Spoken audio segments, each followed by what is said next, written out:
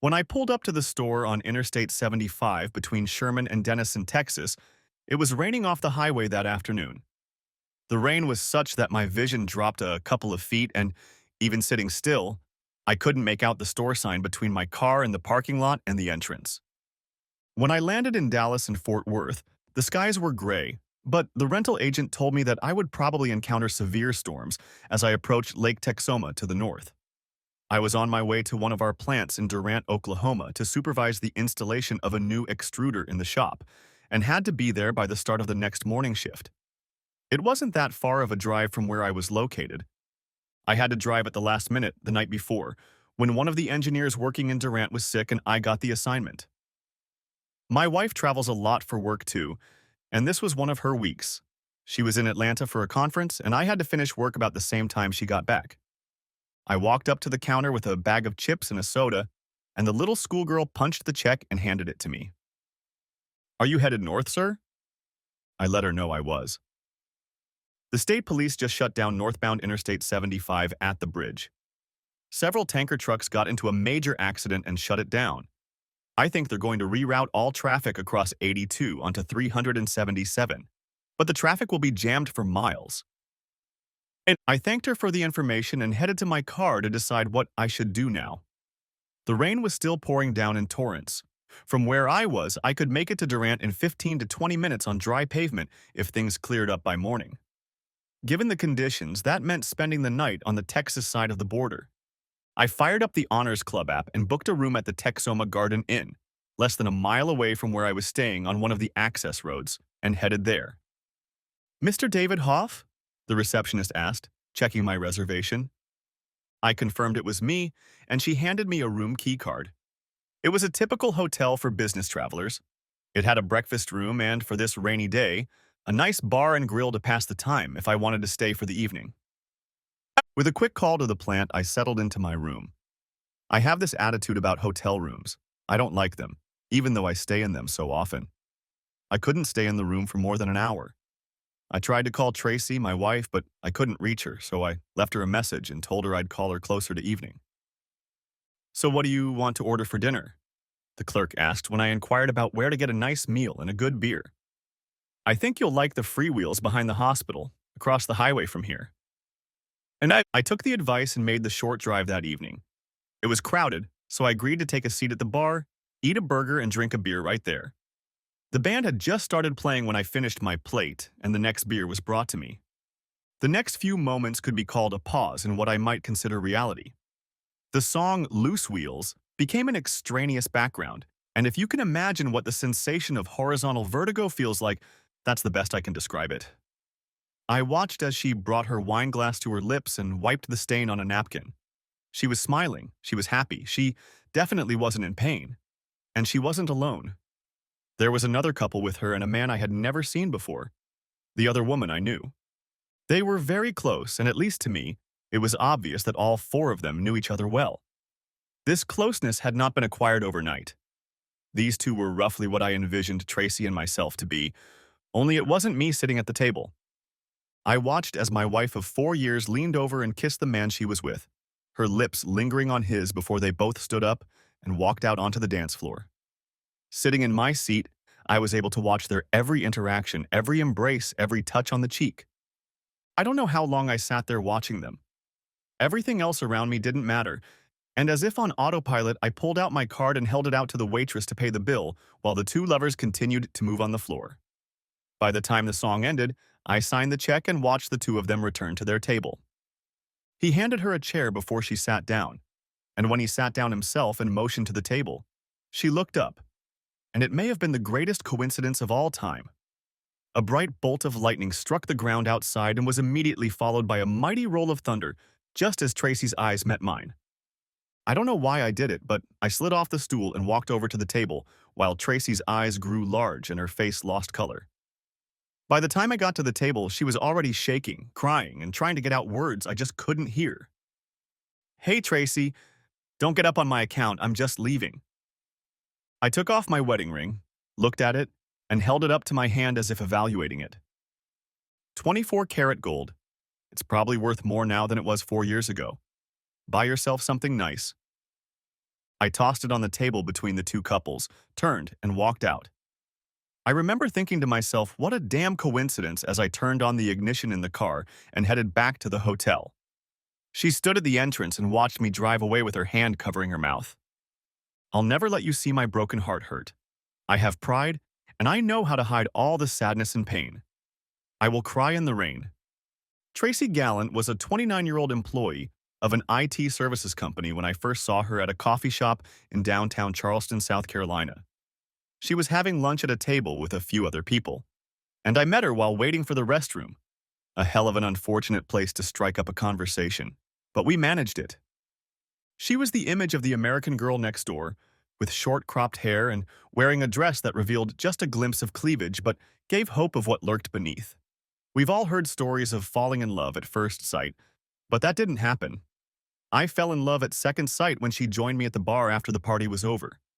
I worked at a plastics manufacturing facility in North Charleston and spent half my life traveling around doing troubleshooting, and Tracy did pretty much the same thing in her professional field. She grew up in North Texas, and after graduating from the University of Austin and working in Dallas for a few years, she decided to make a complete change of scenery by taking a job as a troubleshooter for a company on Daniel Island in Charleston. I started my career with a plastics extrusion company and have stayed with it ever since, rising through the ranks and becoming the person to turn to when deadlines were missed. In my mid-30s, most guys think of me as an early achiever. I, on the other hand, think I'm just consistent and follow through. So Dave Hoff, you or me? I didn't need to be asked twice. She followed me to my apartment on the peninsula, and I realized how damn good my future wife was. I'm going back into town next Friday. Let's do it again, this time at my place. Only after a proper dinner and drinks. I'll pick you up at 7 in the evening. From that point on, the marital race began. When our work schedules allowed, we became a couple. I have to admit that for a while we were arm's length because when I could be in Scottsdale, Arizona for work, Tracy could be home on Daniel Island. By the time I returned, she could have already flown to Houston. Two professional travelers didn't have to figure out how to connect. We created a system of connections. If we traveled through Atlanta, Cincinnati, Memphis, or any other place where our paths crossed, we would book a hotel room at the airport and continue on our way in the morning. It gave our romantic relationship a special zest. It went on like this for a few months, and eventually we sat down and analyzed our business trips, locations, and frequency of intersections. We realized that 2/3 of our trips would be in the same region if we got our schedules right. So that's what we did. It worked better than we thought it would. We were both on the road 50% of the time, and most of the time we were able to travel together. We have a plant in Arkansas, and Tracy has a hospital client in Memphis. The way we coordinated our trips was that we would fly into Memphis, and then I would rent a car to Pine Bluff. On the way back, I would join her at the hotel where she had stayed the night before, and we would go to dinner and then do business. We repeated this pattern in other places as well. Eventually, we were able to coordinate our trips so that we ended up in New Orleans on Thursday afternoon, and we made a weekend of it. Over dinner at the Commander's Palace restaurant, I proposed to Tracy by kneeling in front of the entire room, and she said yes. Sunday afternoon, we were up in the air again to catch our flight back to Charleston. Charlie, this is Tracy's cousin Lynn. Lynn, Charlie is an engineer in South Carolina. Tracy's sister Lucy turned to the woman sitting next to her. This was the third time Lucy had introduced me at the reception as Charlie. I had never met anyone from Tracy's family other than her parents until we flew to Denton for the wedding. Lynn, I'm Dave, not Charlie, I said, glaring at Lucy. Tracy's other two sisters were friendly but aloof. Either way, I didn't let it ruin the day. Tracy and I turned our attention to each other, and luckily I got along well with her parents. I pushed aside thoughts of personal insults, and later that night my fiancé rocked me in bed until 3 in the morning. The next day, we went on our honeymoon to Jamaica. For the first couple of years, married life was good, very good, and Tracy and I managed to synchronize our travel schedules with little interruptions. Then she got a promotion, and things started to change. Her clients were reassigned, and she started spending a lot more time in Minneapolis and Dallas. In fact, 2/3 of her travel was to those two places. My company had nothing in the Minneapolis area and only a plant in Durant, Oklahoma. Dave, it won't be long, just a couple years, and then I'll be gone. And maybe then we can work on the baby we talked about. It was a good carrot, since we'd already been talking about starting a family for months. Seriously, Dave, I know we're going to merge the department when my boss retires, and then I might only have to travel once a month or a couple times a quarter. The fact that we've both traveled extensively has many drawbacks, one of which is longing for the pleasures of married life, and temptations on the road are frequent. Since we'd been married, I hadn't looked at anyone but Tracy, but sometimes it wasn't eyes but thoughts. Dave, this is Susan DeLong. She'll be your traveling companion for a while so you can get settled in and oriented. My boss, Monroe, informed me of this one morning in his office with a smirk on his face. Susan was a new employee of one of our competitors in her early 30s, a natural blonde, with a damn fine body, a terrific smile, and an appropriate personality. Her husband was working abroad in Saudi Arabia, and she had made it clear to him that there was no way she was going to live in that socially backward country. Nevertheless, the opportunity was too financially lucrative to pass up, so he traveled to his home country every 12 weeks and returned 4 weeks later. This arrangement was perfect for Susan, who worked for our company. The two of us made several trips before we got stuck at the Doubletree Hotel in downtown Memphis. We were caught in an ice storm during a rare southern storm that had icebound the airports from Memphis to Charlotte. Tracy was in Dallas and stayed the weekend to visit one of her sisters as she needed to get back there on Monday. After a light dinner, Susan and I had a couple drinks at the bar and just chatted about everything in the world. Despite her beauty, I really liked her. And frankly, I thought her husband was a damn fool for leaving her alone for months on end. In the morning, when there was nothing to do and our flight was postponed until the next afternoon, I became quite the sophomore. We were joined by two other couples who were also stranded, and soon we were chatting like long-lost friends. Somehow the conversation turned to drinking and the crazy things that had happened to each of us during our more adventurous youth. By then I had already drunk a little more than I should have, but the women were starting to dare me, especially dare me to drink tequila. God knows I knew better, I really did. Tequila and I have a long history. They say tequila makes women lose their clothes. In my case, it's common sense and most of my memory. One of the women, Carol or something, ordered a batch of cocktails.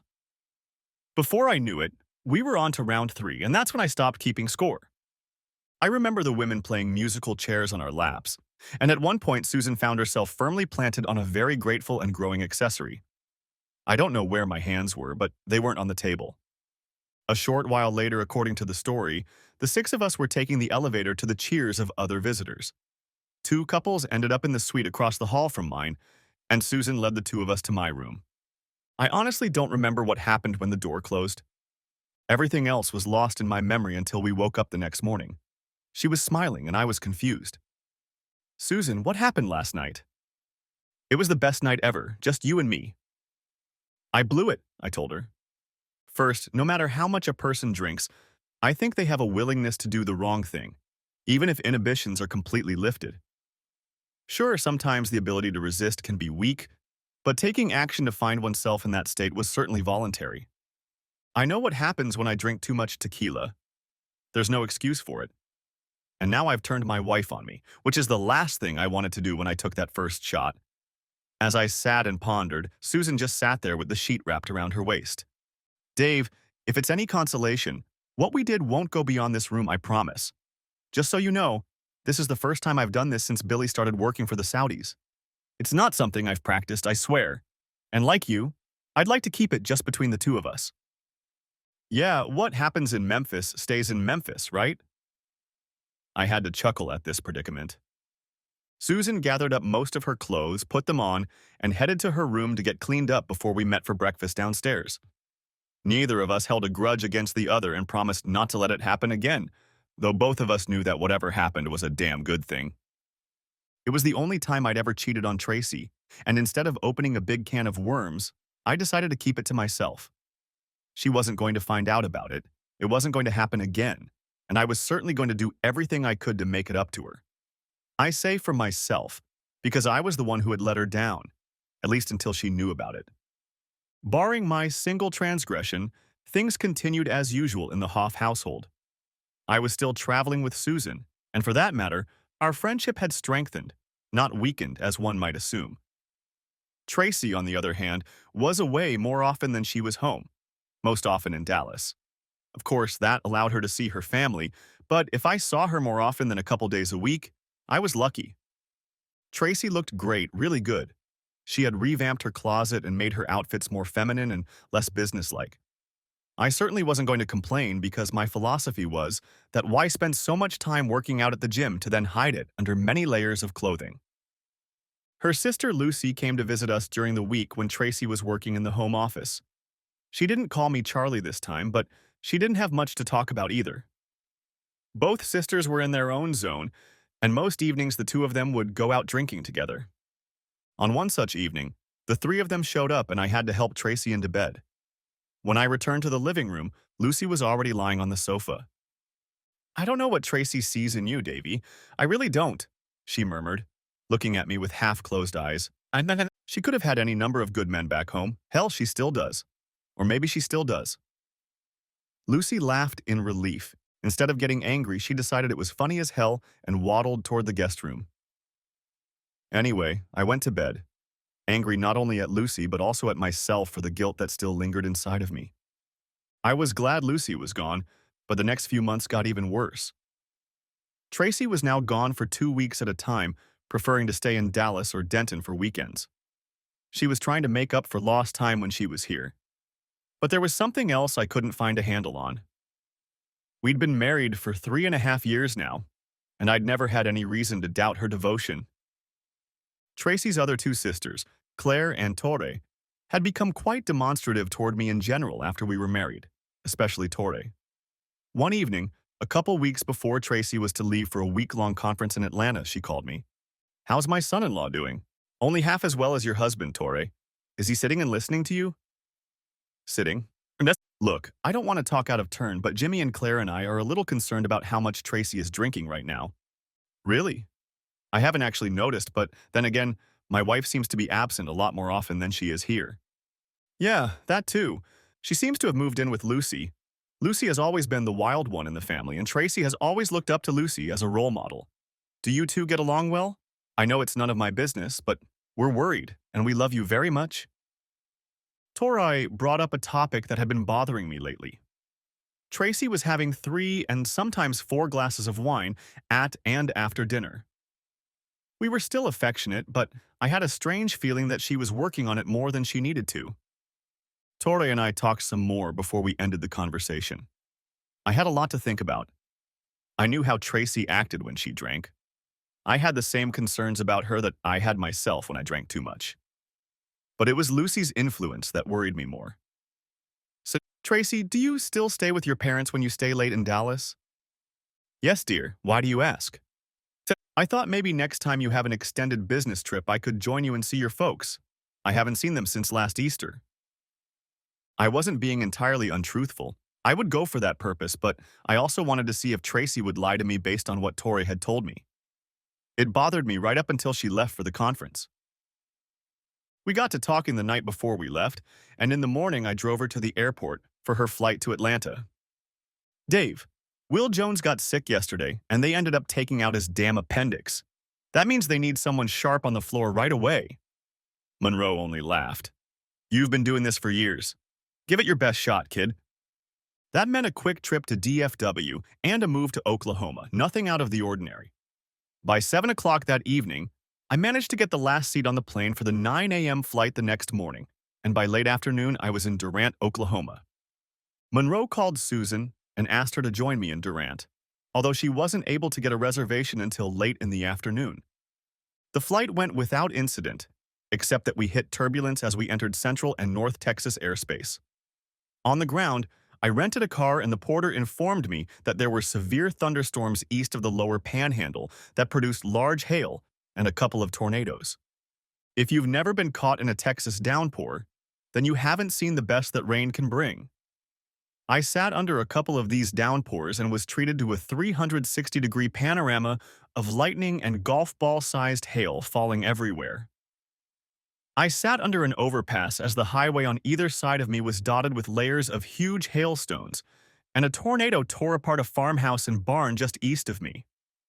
I headed north on Interstate 75 toward Sherman and the Red River Bridge, watching for ominous storm clouds along the way. As I approached Sherman from the south side, the sky opened up and everything on the highway came into motion and stayed that way until I saw a quick stop store on my right. It's a good thing I stopped, because a couple tanker trucks got caught on each other, going over the North Bridge, and the metal carnage brought everything on the river to a standstill. Fortunately, the Sherman Garden Inn found rooms available. Once settled in, I informed the plant that I would be arriving in the morning and sent the same message to Susan. The burger the waitress put in front of me was a double patty, medium rare, and one of the best I'd ever had. I washed it down with an ale on tap and ordered a second glass. In that moment, everything fell into place. Everything that hadn't made sense to me before, all the long drives, the long overnight stays in Dallas or Denton or wherever, now it all made sense. There's a difference between a one-time affair and a permanent affair, at least in my mind. Given my history, if Tracy had entertained herself in a hotel room in my absence through stupidity or underhandedness, I'd be okay with it. I could even pretend I didn't know about it and go on with my life as if I didn't know. What I saw was not a one-time phenomenon. It was an ongoing love affair, the kind shared by a couple, not a crowd. Both couples were oblivious to their observer. The crowd was lively and noisy. The orchestra had just played a Texas duet. I watched the lovers with a queasy feeling in my gut as they danced and shared their intimacy. The waitress returned my card, and after signing the check, the image of them returning to the table lit up in my traitorous soul. Was I angry? No, I was stuck in neutral with the pedal to the floor. And if I saw her precious look in his eyes one more time, I could shift gears and the resulting torque would blow the entire establishment to smithereens. Her eyes met mine, and in the same instant, lightning filled the air with a thunderous boom, and I silently walked over to the table. "Hey, Tracy, don't get up on my account, I'm just leaving." I took off my wedding ring, looked at it, and held it up to my hand as if to appraise it. 24-karat gold. It's probably worth more now than it was 4 years ago. Buy yourself something nice with it. I looked into Tracy's sad eyes and felt my heart break. I glanced at her sister Lucy, but felt nothing, and before anyone could speak, I threw the ring on the table and turned, heading for the exit. She stood in the entryway with her hand over her mouth and watched me drive away in the rain. "Damn good job, guys, damn good job." The plant manager was glowing with pride as we put the new extruder line into its first run. Susan was in the final stages, and I was powering the hopper and monitoring the auger. The first run was going through a set of dies to make water bottles for automotive advertising. After 3 days of working on the setup, it went off without a hitch. Later that evening, Susan and I were having drinks, staying at the Choctaw Casino and Resort a couple of miles from the plant. "So, are you ready to talk about it now?" She asked. No, I still don't know any more than I did Tuesday night. I haven't talked to her yet. Hell, she's left me a dozen messages and I don't know how many texts. I don't know what to say to her. It was all true. All I knew was that my wife was clearly having an affair with some guy on her home turf, and her damn sister was clearly involved. But that wasn't all I knew. Tracy was in love with him, whoever he was. I could see it in her face, and it was impossible to deny it. Somehow, I'd buried and put it out of my mind for the duration of the extruder job, and now that it was all behind me, I had my own reality and hell in front of me. I knew at some point I would have to talk to her. "Do you still love her? And if so, is that enough?" God, what a question. It really was a question. I loved, and I didn't know. I looked at Susan and put my arms around her. This was a woman most men would die for, and her husband was going away for 3 months. If he knew he was losing her, I would think he would want to quit his job and put her in his arms again. So why didn't I have those feelings for Tracy? I knew the answer. She loved him. She loves the hell out of him, Susan. It doesn't matter. She sat silent with a note of melancholy, a note of sadness. "Do you think, Dave, is it possible to love two people? I don't mean whether you can put up with a love affair with another man, but do you think it's possible for a woman or man to love two people at the same time? If so, do you think a woman can make the right choice if her husband thinks love is enough for two?" I know she meant what she said, but I had to laugh a little. A playful smile appeared on her face. "I'm being serious. You still love her, I know. And now you have to ask yourself if that's enough. And if so, will you fight for her? What if she finds out we were lovers, even for that one night in the storm? Oh, damn it, I decided. What if she finds out I'm leaving my husband and ending up in your bed if she dumps you for what we did? You'd leave your husband for me? I asked half seriously. She was serious. Maybe, but Billy and I are almost broken up. He signed a new 2-year contract even when I told him I was sick of being a husband 3 months out of the year. You know what he told me? He told me to get myself an unobtrusive lover on the side if I needed it. Hell, that tells me he's already doing that. So yeah, I'd apply today if I knew I had a chance to sleep with you. She laughed in relief, but her eyes were moist. You need to talk to her and find out what you two have left. I don't mean a phone conversation. I mean you two need to sit down and figure it out. And with those words, I'm done for the day. I have an early flight back in the morning. She stood up, leaned over, gave me a quick kiss on the lips and left me to ponder her situation. When Tracy was a little girl, Denton was still relatively small town. Today, it's a sprawling suburb of Dallas and Fort Worth. Nevertheless, Steve and Donna Gallant still live here, and their 3 daughters are no more than a short drive away. The 2 older girls have husbands and 2 children each. Lucy was the only one who lived in Dallas. Tracy was a toddler. I walked up the tiled steps, and before I could knock, Donna had already swung the door open and enclosed me in a warm hug. Steve had already headed to the fridge to get a couple bottles of cold beer. Dave, I'm so sorry. I don't know what to say. I really don't. Donna looked like she wanted to cry, but she didn't. Torre told us everything after she had to almost pull Lucy's teeth to find out the truth. I'm so ashamed I just want to die. Donna, none of this is for you. We're all adults and we're each responsible for our own actions, not the actions of others, I said, trying to comfort her. Steve handed me the beer and we sat down at the kitchen table. Dave, Donna and I will be there for both of you no matter what happens. Tracy is our daughter and we will do everything we can for her. And you need to know that you are our son too. And we will do whatever you need to. It's important to us that you know that. Guys, I haven't talked to Tracy yet, so I only know what I saw last night, and that doesn't satisfy me. I'm going to fly home tonight and try to figure out what to do next. Here's what I know about this mess, Dave, Donna offered. Lucy has been playing matchmaker for Tracy since she was fresh out of college and living with Lucy in Dallas. She almost had it with a young guy from Denison once. His name was Charlie Duguay, and they were engaged for a while until something happened, and she left here for Charleston, and then she met you. For the last couple years, Lucy had been seeing her brother Charlie from time to time, and God, this is bad. According to Torre, Lucy talked Tracy into going out to dinner with them, and then Charlie showed up again. Well, how that ended? Well, you know. I pretended everything was fine, and the 3 of us had dinner. And later in the afternoon, Torre showed up with the 2 kids. I always imagined that Tracy and I would end up in the same role someday. Dave, she really loves you. She just doesn't know how to look you in the eye after what she did. She's never talked to you about Charlie Duguay, has she? I shook my head.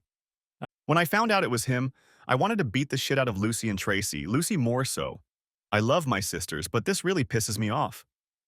Torre, you don't need to get involved in this. I'm going to meet Tracy when I get back if she's still there and tell her everything.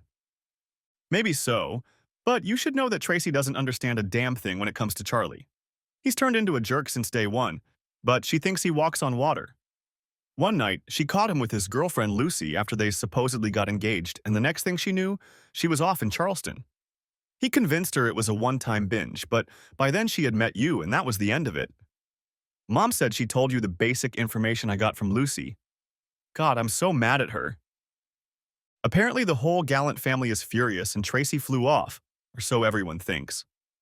I played with the kids for a while, and then, after hugging and kissing them, I headed to the airport to fly home. My flight arrived around 11 p.m. that Saturday night, and as I pulled into the parking lot, I noticed Tracy's car was parked, but all the lights were off. I entered the house thinking she was sleeping in the bedroom, but the bed was empty. The guest room was empty too, and there were 2 suitcases standing by the closet. Throwing my clothes into the washing machine, I showered, put on some comfortable jeans and a pullover, and then headed out the door. I needed to unwind. Living in the city center, we have a great selection of evening entertainment within walking distance. Market Square is just a short walk from my apartment, and one of our favorite places to hang out is Henry's Restaurant. It was past midnight when I arrived, and the night crowd was just starting to show up. Want the usual, Slick? Such asked. He was the late-night bartender, a nickname he got because he looked like his namesake. Yeah, and another one after that. He set two black Russians in front of me, and I only grinned. I wouldn't be needing a cab. Your landlady was here about an hour ago, and she had some guy with her and another girl I've never seen. Short blonde, peacock tattoo on her shoulder? Yeah, dude, that's her. I guessed it was Lucy. Tori had told me that she thought Lucy might have flown off with Tracy rather than let her deal with this alone, but it didn't matter. Lucy meant nothing to me, and I wasn't going to let her interfere with what Tracy and I needed to talk about. If she thought she was going to stay in my guest room with her buddy, then she had something else entirely on her mind. I sipped my drink, and soon the regulars were engaging me in their conversations, and by 2 in the morning I was thoroughly tipsy and ready to go home. Half a dozen of us were heading in the same direction. I live around the corner on Hazel Street, so I separated from the group and turned toward my house. When I walked in, the house was quiet. I guess I should have expected it at this hour. The guest room door was closed, so I assumed it was occupied, but I was feeling belligerent, so I opened it anyway. Both Lucy and Tracy were sound asleep. Closing the door, I headed to my bed and fell fast asleep. Waking up around 6 in the morning, I took a couple aspirin pills out of habit and wandered into the kitchen in search of a pitcher of orange juice. Lucy was standing at the kitchen sink, and I think she was as surprised to see me as I was to see her. I walked over to the refrigerator, poured myself a glass of juice, drank it while standing in all my glory, set the glass on the floor, and looked right at her. She's actually a very beautiful woman, probably the most beautiful of all the girls in Gallant. But that didn't matter. I want you out of my house when I wake up. I turned and walked back to the bedroom, locked the door, and climbed into bed to sleep for a couple more hours. When I woke up a second time around 10 a.m., both women were gone. So after showering and changing into something, I headed to the gym for a hard workout. Cranking out calories and reps is one of those things that stimulates my cognitive faculties. I can think straight when the endorphins kick in, and it allows me to plan my day or develop a plan for whatever I'm working on. No matter how much I worked, I kept coming back to a simple conclusion. Tracy really loved this guy. She loved him for the first time. At least it seemed to me that she loved him now, and she was probably still in love with him when she met me. I wrestled with the punching bag some more and headed home. Can we talk, Dave? She asked, curled up in a chair by the window facing the street. She was clearly crying. Whether it was because of him or me remained to be seen. But she was right. It was time to talk. So let me take a shower and we'll talk in the kitchen. 15 minutes later, we were sitting at the table across from each other with cups of coffee in front of us. It's your show, Tracy. Please take it back. She held out my wedding ring to me across the table, and I took it, looked at it, and put it in my pocket. She didn't say anything about it. I'm really sorry about the way things turned out. I never wanted anything like this, she began. What are you sorry for, Tracy? She looked at me, not knowing what to say. Why don't you start from the beginning and realize how bad it was, I suggested. I didn't think she knew that both her mother and Torre had shared important information with me, and I was curious how truthful and candid she would be if she started from the beginning. Okay, that's for the best. His name is Charlie Duguay, and I've known him for about 8 years now, dating back to my days in Dallas. We were a couple until I broke up with him and moved to Charleston. I guess he never got over it, and after learning that I traveled to Dallas regularly, arranged for me to meet up with him one night, and we had dinner together. Lucy and I would go out for a drink, and Charlie would show up with his brother, whom Lucy dated from time to time. Eventually, it became a regular thing when I was in town. When did you first do it with him, after you got back together? I realized she didn't want to answer that question.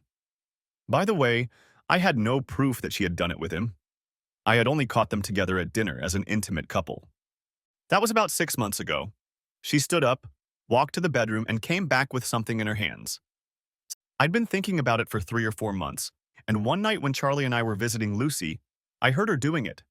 I hadn't planned it, but that night I let it happen. Let it be hormones or jealousy or whatever, but I did it. She then tossed what she was holding in her hands onto the table. It was a pair of women's panties. I found them in your clothes after you came back from your trip to Memphis about a year ago. and I know for a fact they're not mine. I stared at them for a moment before answering. I wish you would have told me then, not what happened now. We looked at each other and she continued. When I was in Dallas, Charlie and I did this until a couple months ago when he moved back to Denison for a new job. I realized I had let the situation get out of hand, but then I let him talk me into flying down to spend time with him. I made up a trip to Atlanta and flew to Dallas. That first night I stayed in Dallas with Lucy, and the next day she and I and Charlie's brother Rob drove to Denison. After you caught me there, I made Lucy drive me back to Dallas that same night. I never slept with Charlie on that last trip, Dave. I knew what I did was terribly wrong. I could see the tears in her eyes. Are you still having fun with her? She asked, pointing to the clothes. Only once, and looking back, I should have told you what happened, but I had no excuse. What would you have told me? She asked. I told her the whole story, leaving nothing out, and we both sat there, unsatisfied with ourselves. Tracy, do you love him? I don't know, Dave. Sometimes I think I do, and sometimes I don't know. I filled my coffee cups and stood up, wondering what we should do next. Susan was right. I needed to figure out if my love was enough and if I could survive a long affair with all its deceptions. I could blame my indiscretion on the ice storm and the tequila, but I'd be lying to myself. After all, we'd be lying to each other if we kept making excuses. You need to figure out if you love the man you want to marry, and I need to figure out if I can survive a 6-month affair with a man who has won your heart at least once. I think we should break up for a while. No. She choked up when I said that, and the tears started to flow. And I had a second thought that I hadn't thought about until now. Who was that man you and Lucy were with at Henry's last night? At first, I thought her lips wouldn't move or form words, but eventually the tears and irritation on her face forced her to push them out of her mouth. It was Charlie. You sent that bastard here with you? I asked incredulously and with growing anger. No, he followed us here on Thursday when Lucy told him where we were. I don't know why, but I think I believed her. Well, that's convenient for you. You can test your love for him here, but not in this house. I was furious, but I felt good. Tracy needed to be in Minneapolis in a couple days, so she'd booked a return flight to Dallas and was staying with relatives for a while, flying into work from Dallas instead of Charleston. Tori had tacitly kept me in the loop, and through that contact I learned that Tracy and Lucy sometimes went out on the town together. I considered assigning a private investigator to follow her on weekends, but in the end I just didn't see the need. She needed to determine for herself who and what was important in her life. I knew one thing.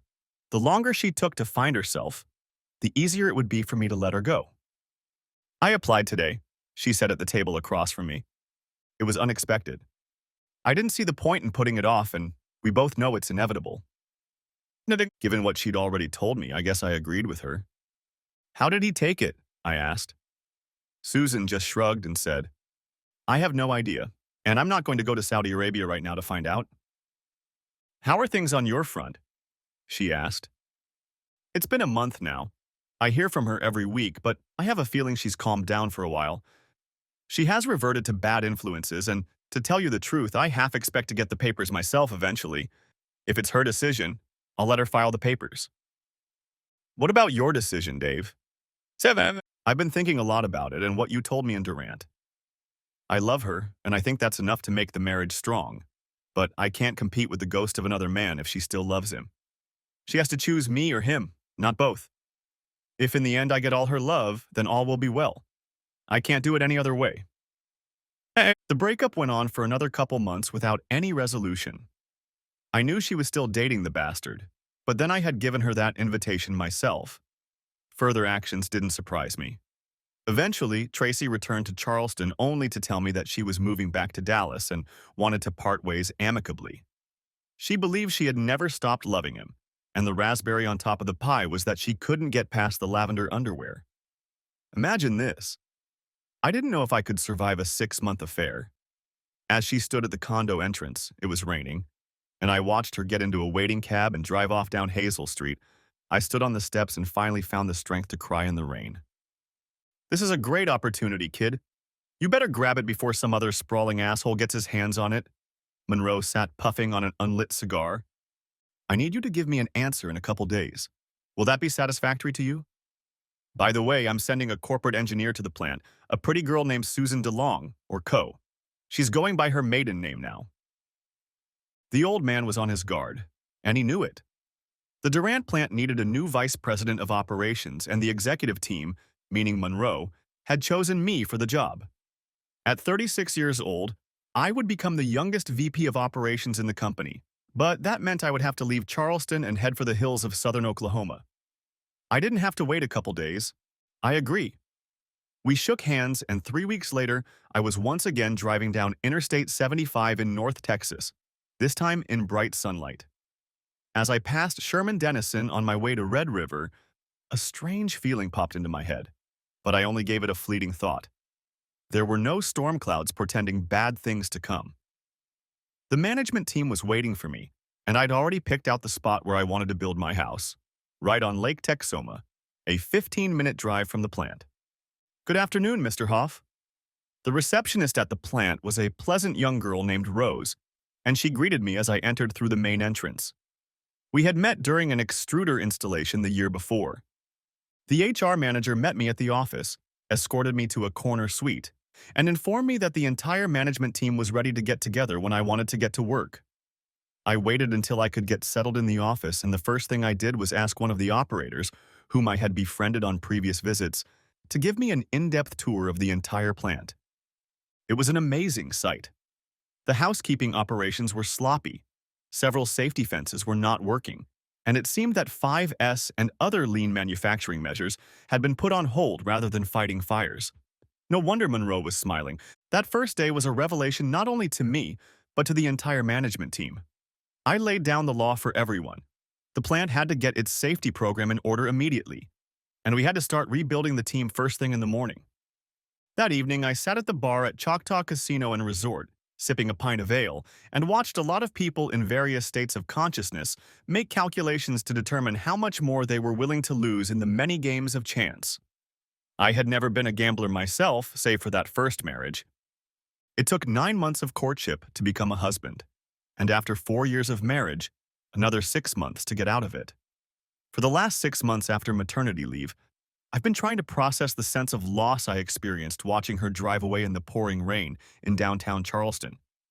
It was my pair of underwear against her poor judgment, and we ended up being both losers and winners. Losers in the sense that we lost each other in an unnecessary battle, and winners in the sense that each of us walked away without getting burned by the other. Tracy still owned her house on Daniel Island, which she held as an investment property. I still had my apartment on the peninsula. We both had separate savings and pensions, and no alimony. I still kept in touch with Steve and Donna in Denton, although conversations became less frequent as time went on. With Tracy's sister Claire, we had little contact when I was still married, and the divorce didn't change anything. With Torre, it was different. Our conversations became more frequent, although I was clear that I didn't need to know everything that was going on in Tracy's life. I would find out anyway. As for Lucy, those things could be left out if I was interested. Tracy and her soul partner moved in together after he moved back to Dallas, and she refused to move to Sherman. The two of them flew to Las Vegas a month ago and came back from there married. Much to Torre's relief, she wasn't going to attend the wedding if invited. I guess that was the finale of our epic as a couple. It meant there was no going back, and there was no chance of that either. I think it was her marriage to that guy that allowed me to do something new with my life and get an appointment to Durant. I think Monroe saw it too. "Excuse me, Mr. Hoff, but isn't this seat taken?" she asked, lowering herself into a chair and not waiting for my answer. "Well, I've been saving it for a certain savage." Susan only rolled her eyes. Her divorce had been finalized around the same time as mine, but it hadn't gone as smoothly as she thought it would. Her husband Billy fought back, tried to have a big property battle, and at one point even demanded alimony. Susan's attorney just laughed it off with a copy of their tax returns, which showed that his income was higher than hers. He then switched gears and accused her of adultery, but without any evidence, that failed as well. The judge ruled, but she had to sell the house and give him half the equity as she didn't want to live in it. Why he fought so hard, no one knows. The poor guy realized what he was losing, but realized it too late, and it was eating away at him. He emailed her a picture of some whore. In response, she forwarded it to her friends with the caption, "Awesome gesture." And that was the last she heard from him. Because of that crazy savage, you might be late for your morning meeting. I can get you there on time and ready for a busy day. Without a second thought, we went to it. Nah, I'm going to sleep right here tonight instead of going back to my room, she whispered to me. A moment later, we were already lying snuggled on the bed, watching the evening news and falling asleep, snuggled up against each other. From then on, Susan attended morning staff meetings, though she reported to Monroe back in Charleston. He must have planned it that way because he knew we met from time to time, but for practical purposes, she worked for me. She was the one who made me the offer I needed to hear. You need to lay off about a third of your staff, Dave. They're not up to the job of transforming this place, and you know it. At that point, we had been working at the Durant facility for 2 weeks, and I was just starting to really get to know most of the management team. Susan was right. A safety manager will one day kill someone with his indifference. Reliability and capital planning were virtually non-existent. My manager didn't have a clue about the production floor. In short, the company was a mess.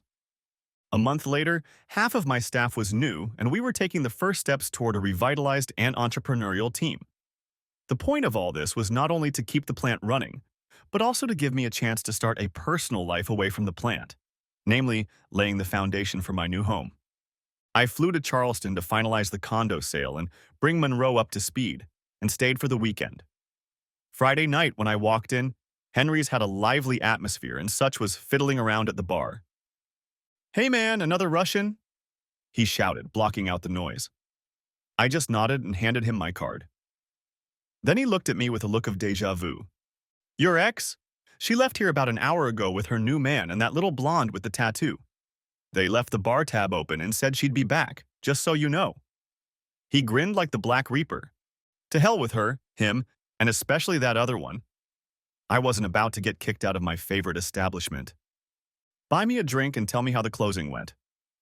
Susan had flown in with me to work with Monroe for a week on next year's budget, and today she dressed up and perfected her killer look. There wasn't a student in the place who could outdo her in this endeavor. Of course, I was biased, but such kept her cool too. Satch told me that the idyllic modern woman was here with her new husband and sister and that they planned to return. Other than that, the closing went well. The money is in the bank, and until I build a house, I'm technically homeless. Do you have a room you could set aside for a homeless person? Only if you work on it, and speaking of jobs, here they are. She winked and nodded toward the doorway and the other end of the bar. I glanced at my reflection in the mirror, and sure enough, the three of them had taken seats at the far end of the bar. I turned to my companion again and tried to ignore the mastodon in the room, but to no avail. Lucy whizzed past, heading for the ladies' room. When she returned, she made her presence known. "Meh. Dave, I thought you'd tucked your tail and fled to parts unknown." "New meat?" she said, trying to syrup the words passing through her plump lips, and glanced at Susan. "One of the fraternities is looking for a good bitch. Permanent job. You can get an invite at the other end of the bar. Goodbye, Lucy." I turned back to Susan and ignored whatever else she had to say, and she just disappeared into the crowd. "Nice girl," Susan said, suppressing the smirk that was eager to break out on her face. "Fraternity bitch?" At that moment, laughter erupted. Soon we were joined at the bar by several regulars who wanted to know what was new in my life and congratulate me on my promotion. However, I was still keeping the trio at the end of the bar in mind. Tracy's friends joined them, and they moved to a table hidden from view. Susan decided to distract herself from my thoughts and, with her arms around me, chatted until almost 2 in the morning and almost closing time. I stayed with her in her hotel room, and she was definitely driving that night. The following Monday, I was back in southern Oklahoma and talked to Tori in the evening. I mentioned that I had seen Tracy in Charleston and found out that she was back there for the same reason I was, to finalize the sale of her house on Daniel Island. She'd been renting it out for the last year, and the tenants had decided they wanted to buy it. I also wanted to tell you that Jimmy and I are getting a divorce. Jesus, Tori, I didn't expect that. I really didn't. Neither did I, she replied, and I heard her cry softly. She pulled herself together and continued.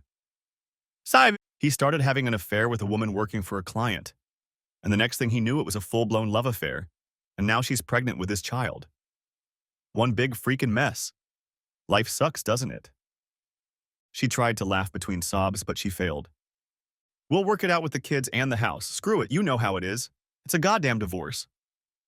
Torre, you know I'll be there for you if you need anything. How did Steve and Donna take it? I haven't told them yet. You're the only one I've told, but I will. It'll break Dad's heart. He loves Jimmy. We talked some more, and I decided to drive to Denton to spend the day with her and the kids and help in any way I could. I was tempted to call Jimmy and tell him what I thought, but what the hell would that accomplish? Instead, I decided to help Tora in any way I could. The following Saturday, I dragged a couple of Moe's pizza boxes and a 12-pack of high-res beer into the kitchen of Tora Richardson's single and beautiful mom. My parents have a couple of kids, Jimmy Jr. and Anne, ages 12 and 10 respectively, and over the past few years I've grown to love them as my own. They greeted me eagerly as always, and when I looked at her it took my breath away. I kept thinking, how could this man be so stupid to abandon this beautiful woman like that? All four gallant sisters look alike. Each has blonde hair, blue eyes, and an athletic build. They were all born one after the other within 4 years. Tora felt awkward as she stood like this. She was wearing shorts, a halter, and sandals, and her hair was braided into a French braid. The halter was doing its job, but barely. It was an odd sensation. When I'd seen Tracy a few nights earlier, she'd reminded me of Torre, and now that she was standing in front of me, I didn't have a single thought or concern for Tracy. Jesus, he's a damn fool, I said without thinking, and quickly apologized. A sly smirk appeared on Torre's face. His loss, I guess, she replied. The kids had already started eating and we joined them. After lunch, they took care of the pool and the neighborhood kids, while Torre and I relaxed on the patio. Let's go out to eat tonight, Dave. I know where you'll take me. So she'd just asked me out. How could I say no? I couldn't, so I accepted the offer. I want you to take me to the Cattleman's and then we'll go to Whiskey Girl. Ha! Jesus, you've got the whole night booked. All right, Fort Worth then. Both places are on Stockyard. I'd been to Cattleman's before, but Whiskey Girl was unfamiliar to me. Nevertheless, my obligatory Lucchese boots were in the car, shoehorned in 2 strides. Being a Charlestonian, I didn't bother to buy a hat. The kids stayed with a neighbor, and after freshening up and changing clothes, the two of us set off for Fort Worth. At dinner, we got to talking. And when did he get to you? I asked. About 3 weeks ago. He just jumped on me, laid out everything he thought, and told me he wanted a divorce. I cried for 2 weeks, even when I talked to you last Monday, but now I'm going to cry all the tears I was going to cry. This week we settled on child support and the house. He got the rest of his stuff and he can see the kids whenever he wants. I'll never be a bitch about it and he knows it. I could see it in her eyes. She's a survivor, and as beautiful as she won't be on the market for long. Some cowboy would try to get her as soon as she became available. So are you still starring in that hot number that caused your divorce? She asked. I had to laugh at that question.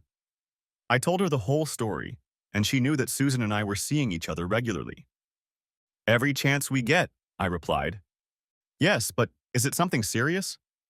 There was a more inquisitive look in her eyes now. Funny. Susan and I snuggled up to each other every chance we got, went out to eat when we could, and as far as I knew, were exclusive to each other. I know I wasn't interested in chasing a piece of ass in every city I showed up in, and I knew for a fact that Susan had turned down more jocks than she could count. But were we in a serious relationship? I didn't know.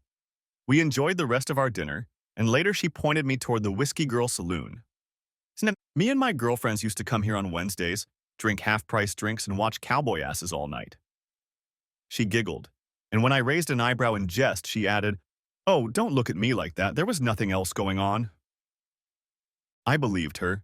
She wasn't the type to run around in a marriage. There were a few guys who asked her to dance, and I certainly didn't mind, but she only danced swing numbers with a couple of them. Nothing slow. She saved all those numbers for me. Under other circumstances, I would have gotten a number. It was pretty clear she was mine if I wanted her, and truth be told, I wanted her, but I couldn't. I was tied up with another woman. I was Uncle Dave to her children, and just as importantly, she was going through a marriage breakup and was vulnerable to me. I know how she felt about me, and frankly, I felt about the same way about her. I could have loved this woman for the rest of my life if it weren't for the baggage we both brought into this life. Instead, we had a quiet drive to Denton, and she put me up for the night in the guest bedroom. 3 months earlier, I'd broken ground on my lakefront property and ordered an oak log cabin from Sevierville, Tennessee, which their crew delivered with utilities and finishes in less than 60 days. The previous week, a local Durant crew had finished building the dock and launching the boats, and I watched my new Sea Hunt 22-foot BX being launched at a local marina. Susan had bought the house a couple months ago, and I was spending half my time at her place rather than living in a hotel.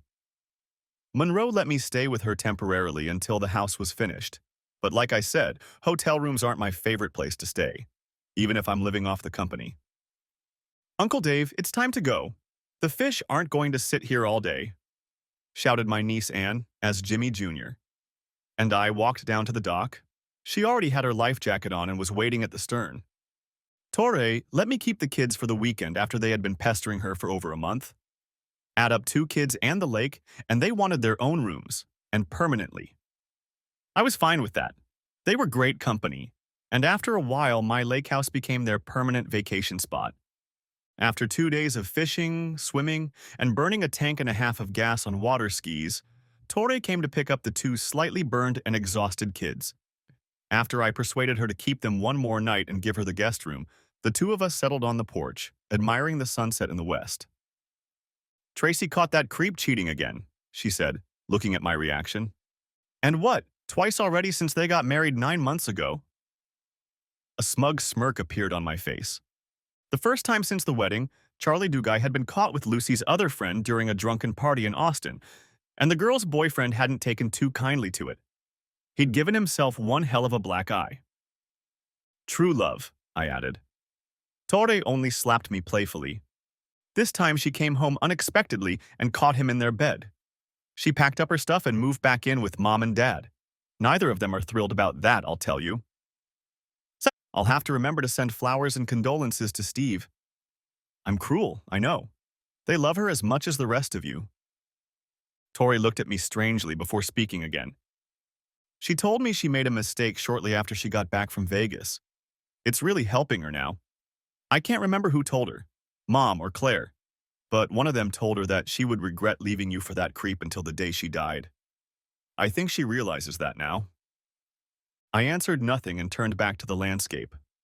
The sun had finally lowered the last remnants of its soft glow over the horizon, and I watched Torre's face in the fading light. She gazed out over the water, and the twilight emphasized her gallant features before she turned to me again.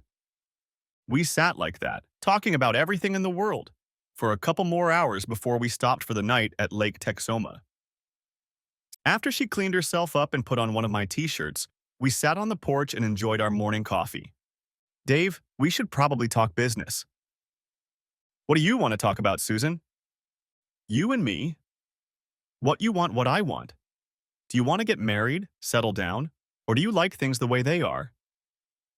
God, how the hell was I supposed to answer that? I really hadn't thought about marriage, but if that's what she wants, I'll seriously consider it. And then it hit me. At least now it wouldn't be what I wanted, but what she might want, and that would never work in the long run.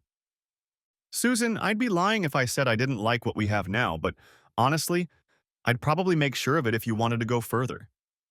I just don't see why we have to change what we have now.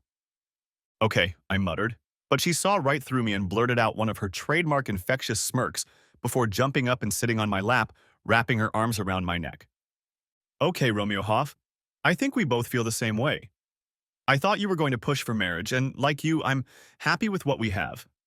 But I want to talk about something else. I married Billy right out of college when I was 21, and hell, I'm almost 39 now. And yet I'm also effeminate, I interrupted. Shut up, I'm not a mother.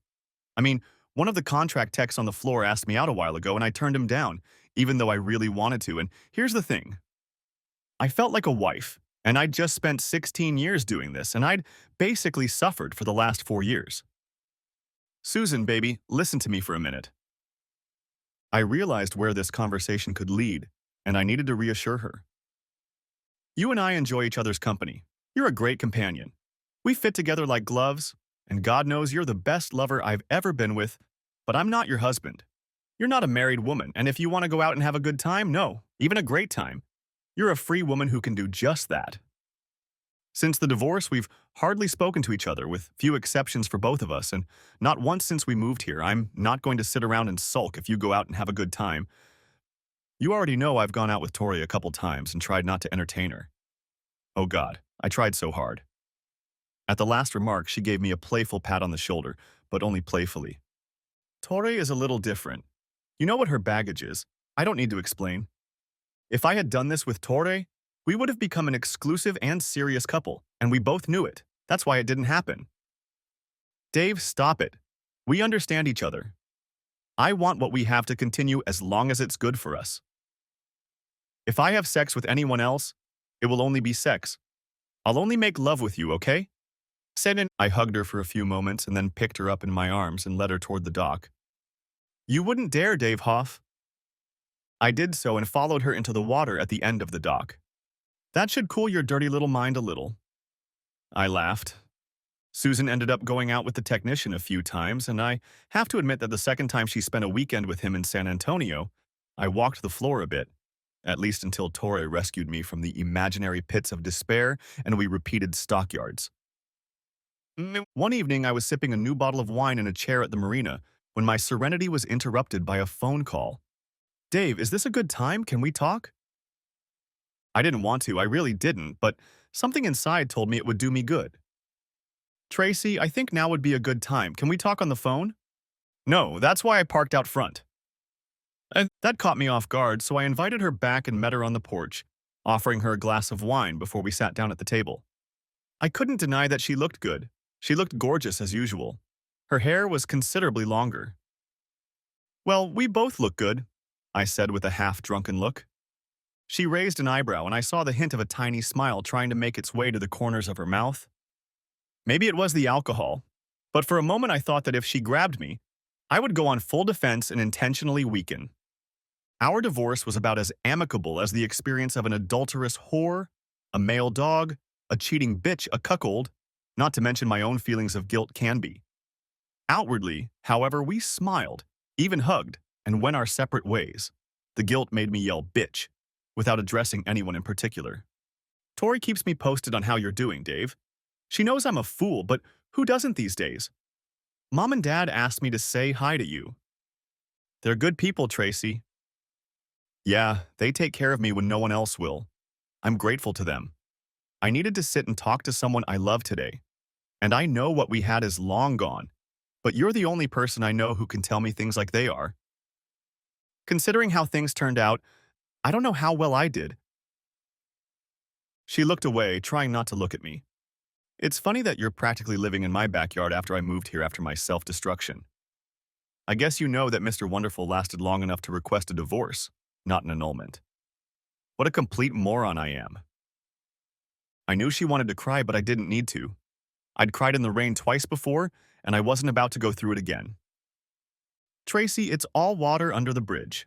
You'll be what you make yourself out to be when you realize that. It's an old Monroe truism. I chuckled. Good old Monroe. You know, I always liked that old lecher. Did you know he once pinched my ass at a New Year's Eve party you guys threw at the alley?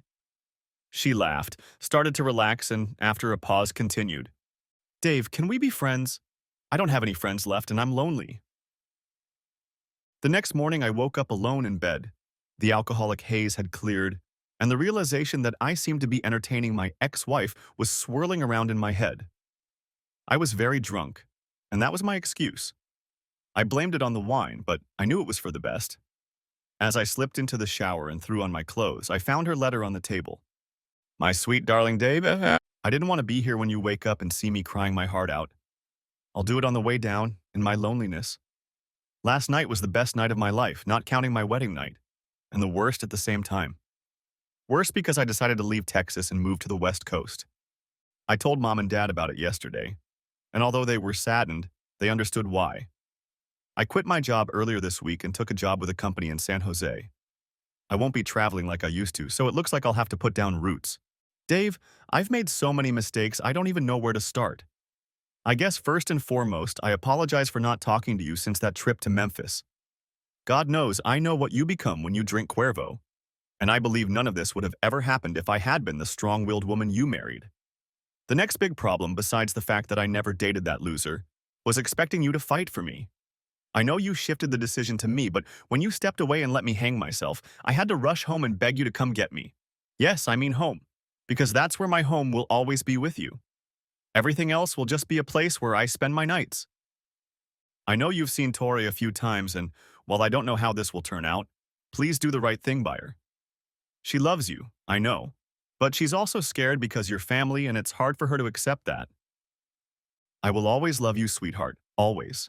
And even though I know I've ruined everything we had, I can only hope you find the peace and love I know you need. I wish it was me, but I'm afraid I know that will never happen. You deserve better, much better. If you're ever in San Jose, please find me. I'll buy it. Your ever-loving wife, Tracy. I sat at the table for a few minutes, sipping my coffee and rereading the letter.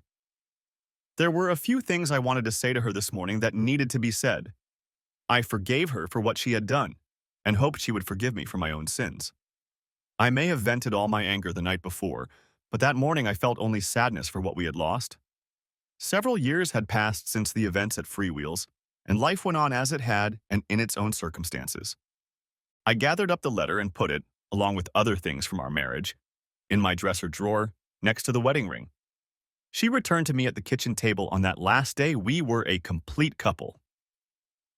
Susan returned to Charleston for a few weeks to work on another project in which Monroe needed help, while I tried to immerse myself in various projects at the plant but felt distracted. At the end of one particularly busy day, our secretary Rose invited me to join her husband, and a few other people at a Choctaw restaurant. I arrived at the appointed hour and found myself at a table with Rose and Walter, her husband, and two other women, Sarah, whose last name I have forgotten, and an interesting 30-year-old divorcee named Winona Gustafson. It was the latter who piqued my curiosity. She had worked in a casino until she went back to school and was now an assistant radiologist at a hospital in Sherman. We had a great dinner, and when it was over I offered to buy a round at the bar, and because of the hour, Winona was the only one who could stay. It takes a little imagination to describe her.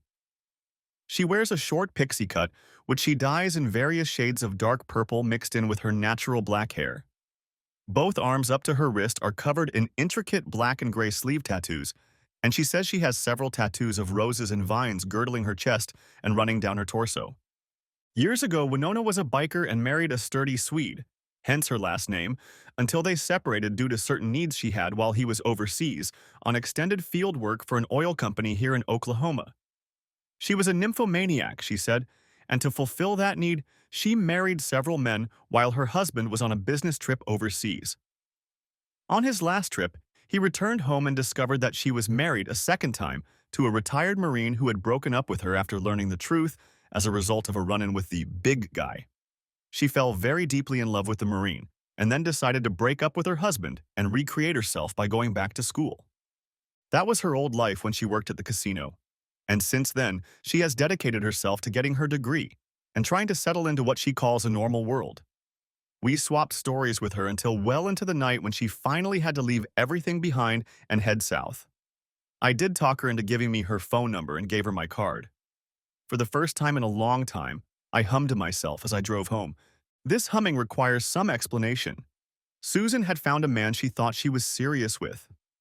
As she said, it was very similar to my own experience with Tracy. She fell in love at first sight, and they have been a couple ever since. We didn't have any sex on the side, and I probably wouldn't have done it even if she had suggested it herself. She was clearly in love with the guy, and her place was in his bed, not mine. This turned out to be a very good thing. Our friendship became even closer. She hasn't told him about our affair and probably won't because that would only raise suspicions about our friendship, but I can talk to him myself, with Susan's blessing. I really like the guy, and I have a job that I think he'd be great at. Rose knew this, which is why I think she invited me that night with her group, although she thought I'd be more interested in another woman with a much more traditionalist posture. The salesman knew he was close to the zone. I'd been looking at the blacked-out fat boy for over 30 minutes now, and the only decision I had left to make was the number of options I wanted to add to it. I definitely wanted a soft passenger with a small back. I may have been going through an early midlife crisis, but Harley's status symbol, the fat boy, had been pulling at me for quite some time. It didn't take much effort from the salesman, and we closed the deal the same day. Unfortunately, due to lack of orders, I had to wait almost 60 days for delivery. When it was delivered, I took my first trip down south. I was sitting on it in the parking lot outside Texoma Medical Center when Winona came out after her shift. She even squeaked when she saw it. An interesting sound. She changed into a short skirt and halter top and put on her face with blue lens sunglasses before taking her seat. I pointed south, and within a minute we were on our way to Denton to see Torrey and join her and her friend for a night in Fort Worth. Sometimes I feel like I am in honeymoon prep school. Susan was my lover before settling on her Mr. Right, and Torrey was kidnapped as I promised, though I had a chance and didn't take it. But none of that mattered. Behind me rode the little minx. When we pulled up to Torrey's house, her overnight bag was in the back seat, along with her dancing boots. Torrey greeted us, and we were introduced to Dan, her new beau, and another couple who had joined us for the evening. The evening went great. We had dinner at the Cattleman's and then went to an establishment I had never been to but had always heard of, Billy Bob's. We danced till we dropped, and at one point I switched partners with Dan and brought Torrey out onto the floor. Is he the guy you want to be with for the rest of your life? Hell, I don't know that yet, Dave. He's a lot of fun to be with. He loves my kids, he's got two of his own, and he's grooming me left and right. Well, he's better off. You're the prettiest girl in Texas, and he'd be a fool to let you walk away like I did. She looked at me with a strange expression, and then just pressed her cheek against my shirt as we danced a slow waltz. I glanced over at Dan and Winona, and he was definitely enjoying this dance. Seeing a tall cowboy dancing with a tattooed punk biker girl was pretty funny. Where are you staying tonight, Dave? I booked a room not far from here. Why don't you cancel it and stay at my place? Winona and you can take the guest room by the pool. When we were done for the evening, I did just that. There was another couple staying with us, and one of them pulled out a bottle to drink. I briefly remembered that night in Memphis, but with Winona by my side and no guilt, I indulged her. We all slept until mid-morning, and when I got up, the ladies were in the kitchen, and there were only two of us guys left. Dan had left early after talking to Torrey. I didn't push the matter. Winona and I stayed after the other couple left, and I sipped a beer on the patio, watching two very beautiful women swim naked in the pool and then lay back, sunbathing in the natural sun. It was a good day to be a man. That night in Denton changed the dynamics of our relationship, mostly for the better, in some cases for the bad. Dan was disappointed when Torrey ended their relationship, and I can't blame him. She was the booty call of a lifetime for him, but she didn't love him, and she wasn't going to lead him on. He was looking for a wife, and it wasn't her. Winona and I met a couple times a week, and it was always stormy. This Marine had to stand up to it. She was worthy of it. Another trait of Winona's was her amazing insight into human relationships. She knew that Torrey and I had a close relationship, and it didn't bother her one bit. One evening on the porch of my house, she explained it this way. Dave, I've had many men over the years. Many more when I was younger and more unrestrained, but there haven't been many left since. I like you a lot. If you weren't in love with Torrey, I'd destroy any bitch that gets near you because you're so good. But I know there are other great catchers out there. I've had my share of them. I've had men fall in love with me, and I've loved other men. I just haven't met one yet who will love me as much as I love him. When that happens, I won't be with anyone but him. Torrey is going out more and more, and like me, she's enjoying herself here and there, but she's waiting for you to make a move. When you do, she won't even blink an eye in the direction of another man. You'll own her, and she'll own you. Do you understand what I'm telling you, you stubborn piece of beef? That night was the last time I made love to Winona, and we remembered it for the rest of our lives. The next morning, I rode the Harley to Denton, stopped at the store to buy a dozen roses, and walked up to Torrey's door. When she opened the door, I realized it was time. The kids were back at their father's house, and the two of us were sitting on the patio. Torrey, I can't guarantee that everything will be perfect and work out the way we expect, but I'd like us to try to build a relationship together. An exclusive relationship. I don't want to be with another woman. That goes for Winona too, and you know what I'm giving up. We both laughed at that. Thus began Gallant's next great romance.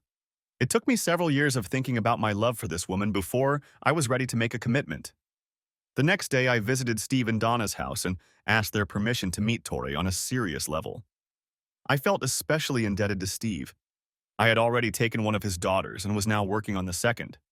I didn't doubt his feelings, but he made me feel like a man when he proudly gave me his blessing. I had one more trip to make, and it was not an easy one. The flight to San Francisco late Friday night went without incident, and the trip to Santa Clara, where Tracy had bought an apartment, was marred only by my own anxiety. She knew I was coming because I didn't want to interrupt the meeting or get into an awkward situation. She was a single woman living her life, and I certainly knew what that would entail. I parked in the visitors area and headed over to her place with a bottle of wine as a warming gift. The knock on the door was hesitant, but the answer was quick. She immediately hugged me and kissed my cheek, and when she pulled away, I saw tears in her eyes. Tori called me earlier. We talked for a long time, and I think we both cried all we needed to in a couple lifetimes. Dave, she's the perfect woman for you, and she's so in love she can't live without you. I know you wanted to talk to me about this in person, and I appreciate it, but honestly, I'm fine with that. So instead of crying, let me grab my bag and let's go to dinner. I have a great table that I know you'll like, and you can tell me about the kids. That's how the whole visit went. She fully supported me, and we became the friends she wanted us to be. I found out she was seeing someone, although it was nothing serious, and she had already been promoted twice in her new position. Tracy hadn't been back to Texas since she moved to California, but Steve and Donna had come here a couple times, and Claire and her husband had flown in for wine harvest and tours of Sonoma County. There were a few tears when I flew home, but that was to be expected. We just wished each other the best, hugged, and I boarded the Boeing 767 with a clear conscience to make another gallant woman my bride. Epilogue. Tori, Gallant Richardson and David William Hoff were married in a small ceremony on the shores of Lake Texoma on an early July morning in front of our Texas log home. Jimmy Jr. was my ring bearer and best man, and Anne was her mom's maid of honor. Steve gave her away in marriage, and all of her sisters, including Tracy and Lucy, attended the ceremony. Tracy was accompanied by her current interest, an investment broker working in San Francisco. Lucy came alone and kept a low-key demeanor throughout the event. As it appeared to me, she was still trashy, but I put up with it for the sake of Tori and her family. On my end, my mom flew into the event accompanied by Monroe. It was unexpected, but they looked like a happy couple. My father passed away a few years ago, and she was tired of being alone. Susan and Winona came to the event with their current companions. Susan and her true love didn't work out. He was too clingy, and she felt constrained by him, so she ended the relationship. Dave, I shouldn't have had this conversation with you this morning. Hell, I would have had a chance. She winked but was serious at the same time. Even so, she'd met Tori and Winona, and we'd all gone to DFW for Saturday nights from time to time, though that time at Tori's was no longer recurring. I only had eyes for one woman now, and with a ring on each of our fingers, that was the way it was going to stay. Winona hadn't found that one man yet, but she made attempts to find him from time to time, and I was damn sure that whoever he was, he would enjoy life to the fullest. A particularly strong friendship has developed between her and Tori, so we see her often. The kids think she's awesome. As soon as the ceremony was over, there was a quick morning downpour, and instead of tears, there was only laughter. Thanks for watching, hope you enjoyed. Subscribe to my channel and watch for the next video.